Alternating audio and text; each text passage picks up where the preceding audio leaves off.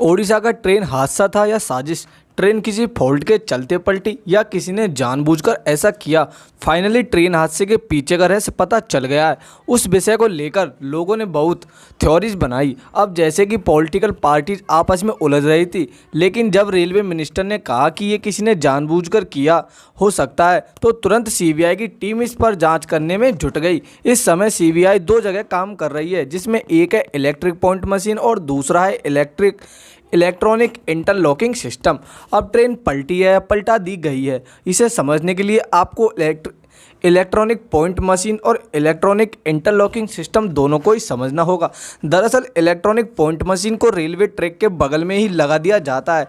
दरअसल ये मशीन एक सिग्नल को कंट्रोल रूम तक भेजती है कि कौन सी ट्रेन कहाँ से निकल रही है। यहीं से दोस्तों एक सिग्नल मेन सिस्टम में भी आ जाता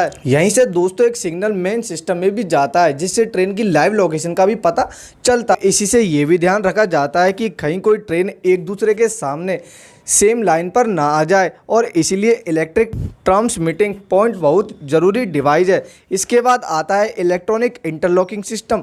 दोस्तों डिवाइस कंट्रोल रूम में होता है, जहां रेलवे के कर्मचारी निगरानी करते हैं।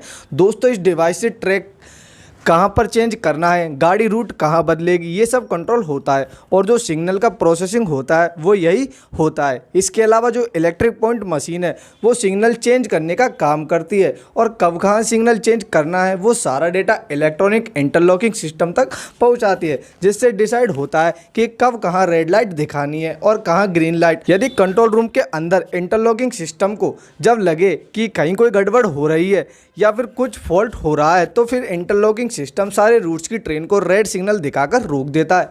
यानी कि एक्सीडेंट होने का कोई चांस ही नहीं है। अब एक्सीडेंट तभी होगा जब कंट्रोल रूम में कोई टेक्निकल दिमाग वाला आदमी में कर जा सकता है, या फिर कोई गलत सिग्नल कंट्रोल रूम में लगी है। दोस्तों रेलवे मिनिस्टर का ये कहना है कि इन दोनों सिस्टम में ही कोई छेड़छाड़ हुई है। इसके अलावा एक बात यह भी कही जा रही है कि दोनों सिस्टम में कुछ ना कुछ बदलाव किए गए थे, यानी कि यहाँ मेंटेनेंस का काम चल रहा था और तभी यहाँ पर बदलाव हुए। अब सबके दिमाग में यही आ रहा है कि कहीं किसी ने जानबूझकर छेड़छाड़ ना कर दी हो। अब जो कोरोमंडल एक्सप्रेस मेन लाइन पर जा रही थी, उसमें दो रूट होते हैं जिसे अप और डाउन रूट कहते हैं, यानी कि अप और डाउन दोनों अलग अलग जगह पर पटरियाँ जाएंगी।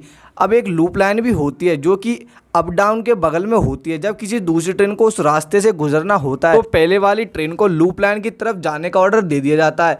अब कोरोमंडल एक्सप्रेस के केस में पहले तो उसे ग्रीन सिग्नल मिला और फिर अचानक उसे रेड सिग्नल दे दिया गया, यानी कि उसे लूप लाइन में जाने के लिए कह दिया गया।